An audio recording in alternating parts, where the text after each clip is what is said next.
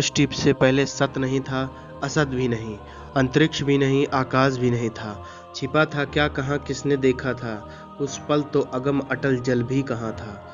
लगभग 5000 वर्ष पुरानी यह श्रुति आज भी उतनी ही प्रासंगिक है जितनी इसे रचते समय की थी। सृष्टि की उत्पत्ति आज भी एक रहस्य है। सृष्टि से पहले क्या था, इसकी रचना किसने, कब और क्यों की? ऐसा क्या हुआ जिससे इस सृष्टि का निर्माण हुआ? अनेकों अनसुलझे प्रश्न हैं जिनका एक निश्चित उत्तर किसी के पास नहीं है। कुछ सिद्धांत हैं जो कुछ प्रश्नों का उत्तर देते हैं, पर कुछ नए प्रश्न भी खड़े करते हैं। सभी प्रश्नों का उत्तर देने वाला सिद्धांत अभी तक सामने नहीं आया है। सबसे ज़्यादा मान्यता प्राप्त है महाविस्फोट सिद्धांत यानी बिग बैंग थियरी को। तो आइए बात करते हैं महाविस्फोट सिद्धांत यानी बिग बैंग थियरी के बारे में। सन 1929 में एडविन हब्बल ने एक आश्चर्यजनक खोज की। उन्होंने पाया कि अंतरिक्ष में आप किसी भी दिशा में देखें, आकाशगंगाएं और अन्य आकाशीय पिंड तेजी से एक दूसरे से दूर हो रहे हैं। दूसरे शब्दों में ब्रह्मांड का विस्तार हो रहा है। इसका मतलब यह है कि इतिहास में ब्रह्मांड के सभी पदार्थ आज की तुलना में एक दूसरे से और भी पास रहे होंगे, और एक ऐसा समय रहा होगा जब सभी आकाशीय पिंड एक ही स्थान पर रहे होंगे। लेकिन क्या आप इस पर विश्वास करेंगे? तब से लेकर अब तक के खगोल शास्त्रियों ने उन परिस्थितियों का विश्लेषण करने का प्रयास किया है कि कैसे ब्रह्मांडीय पदार्थ एक दूसरे से एकदम पास होने की स्थिति से एकदम दूर होते जा रहे हैं। इतिहास में किसी समय, शायद 10 से 15 अरब साल पहले, ब्रह्मांड के सभी कण एक दूसरे से एकदम पास थे। वे इतने पास थे कि सभी एक ही जगह थे, एक ही बिंदु पर। सारा ब्रह्मांड एक बिंदु की शक्ल में था। यह बिंदु अत्यधिक घनत्व का अत्यंत छोटा बिंदु था। ब्रह्मांड का यह बिंदु रूप अपने अत्यधिक घनत्व के कारण अत्यंत गर्म रहा होगा। इस स्थिति में भौतिकी, गणित या विज्ञान का कोई भी नियम काम नहीं करता है। यह वह स्थिति है जब मनुष्य किसी भी प्रकार अनुमान या विश्लेषण करने में असमर्थ है। काल या समय भी इस स्थिति में रुक जाता है। दूसरे शब्दों में, काल और समय के कोई मायने नहीं रहते हैं। इस स्थिति में किसी अज्ञात कारण से अचानक ब्रह्मांड का विस्तार होना शुरू हुआ। एक महाविस्फोट के साथ ब्रह्मांड का जन्म हुआ और ब्रह्मांड में पदार्थ ने एक दूसरे से दूर जाना शुरू कर दिया।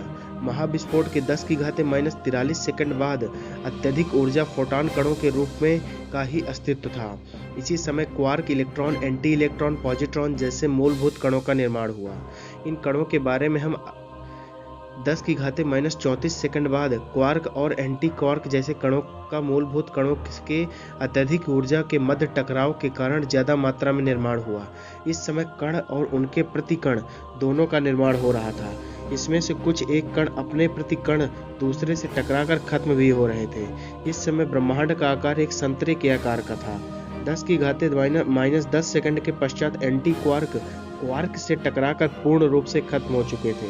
इस टकराव से फोटॉन का निर्माण हो रहा था। साथ ही इसी समय प्रोटॉन और न्यूट्रॉन का भी निर्माण हुआ था। 1 सेकंड के पश्चात जब तापमान 10 अरब डिग्री सेल्सियस था, ब्रह्मांड ने आकार लेना शुरू किया। उस समय ब्रह्मांड में ज्यादातर फोटॉन, इलेक्ट्रॉन, न्यूट्रिनो और उनके प्रतिकणों के साथ में कुछ मात्रा में प्रोटॉन और न्यूट्रॉन थे। प्रोटॉन और न्यूट्रॉन ने एक दूसरे के साथ मिलकर तत्वों, एलिमेंट्स का केंद्र न्यूक्लियाई बनाना शुरू किया, जिसे आज हम हाइड्रोजन, हीलियम, लिथियम और ड्यूटेरियम के नाम से जानते हैं। जब महाविस्फोट के 3 मिनट बीत चुके थे, तापमान गिरकर 1 अरब डिग्री सेल्सियस हो चुका था। तत्व और ब्रह्मांडीय विकिरण, कॉस्मिक रेडिएशन का निर्माण हो चुका था।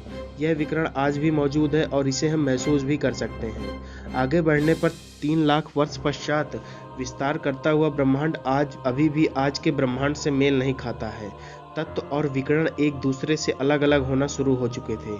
इसी समय इलेक्ट्रॉन परमाणु का निर्माण कर रहे थे, परमाणु मिलकर अणु बना रहे थे।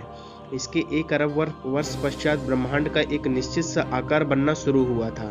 इसी समय क्वासर, प्रोटोगैलेक्सी, आकाशगंगा का प्रारंभिक रूप, तारों का जन्म होने लगा था। तारे हाइड्रोजन जलाकर सभी तत्वों का निर्माण कर रहे थे। आज महाविस्फोट के लगभग 14 अरब साल पश्चात की स्थिति देखें। तारों के साथ उनका सौरमंडल बन चुका है। परमाणु मिलकर कठिन अणु बना चुके हैं।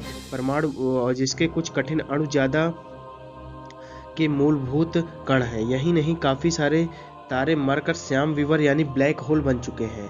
ब्रह्मांड का अभी विस्तार हो रहा है और विस्तार की गति बढ़ती जा रही है। विस्तार होते हुए ब्रह्मांड की तुलना आप एक गुब्बारे से कर सकते हैं। जिस तरह गुब्बारे के फुलाने पर उसकी सतह पर स्थित बिंदु एक दूसरे से दूर होते जाते हैं, उसी तरह आकाश गंगाएं एक दूसरे से दूर जा रही हैं। यह विस्तार कुछ इस तरह से हो रहा है जिसका कोई केंद्र नहीं है। हर आकाश गंगा दूसरी आकाश गंगा से दूर जा रही है। अब बात करते हैं वैकल्पिक सिद्धांत दी अल्टरनेटिव थ्योरी के बारे में। इस सिद्धांत के अनुसार काल और अंतरिक्ष एक साथ महाविस्फोट के साथ प्रारंभ नहीं हुए थे। इसकी मान्यता है कि काल अनादि है, इसका ना तो आदि है और ना ही अंत। आए इस सिद्धांत को जानें। आकाशगंगाओं, गैलेक्सी और आकाशीय पिंडों का समूह अंतरिक्ष में एक दूसरे से दूर हो जाते रहता है। महाविस्फोट के सिद्धांत के अनुसार आकाशीय पिंडों की एक दूसरे से दूर जाने की गति महाविस्फोट के बाद समय और आज के समय की तुलना में कम है। इससे आगे बढ़ाते हुए यह सिद्धांत कहता है कि भविष्य में आकाशीय पिंडों का गुरुत्वाकर्षण इस विस्तार से की गति में रोक लगाने में सक्षम हो जाएगा। इसी समय विपरीत प्रक्रिया का प्रारंभ होगा, अर्थात संकुचन का। अभी सभी आकाशीय पिंड एक दूसरे के नज़दीक और नज़दीक आते जाएंगे और अंत में एक बिंदु के रूप में संकुचित हो जाएंगे। इसी पल एक और महाविस्फोट होगा और एक नया ब्रह्मांड बनेगा। विस्तार की प्रक्रिया एक बार और प्रारंभ होगी। यह प्रक्रिया अनादिकाल से चल रही है। हमारा विश्व इस विस्तार और संकुचन की प्रक्रिया में बने अनेक विश्वों में से एक है। इससे पहले भी अनेक विश्व बने हैं और भविष्य में भी बनते रहेंगे।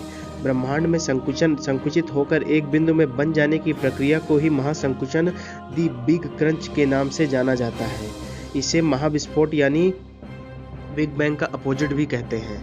हमारा विश्व भी एक ऐसे ही महासंकुचन में नष्ट हो जाएगा जो एक महाविस्फोट के द्वारा नए ब्रह्मांड को जन्म देगा। यदि यह सिद्धांत सही है तब यह संकुचन की प्रक्रिया आज से 1,50 वर्ष पश्चात होगी। यथास्थिति सिद्धांत द क्वाइट स्टेट थियरी। महाविस्फोट सिद्धांत सबसे ज़्यादा मान्य सिद्धांत है, लेकिन सभी वैज्ञानिक इससे सहमत नहीं हैं। वे मानते हैं कि ब्रह्मांड अनादि है, इसका ना तो आदि है और ना अंत।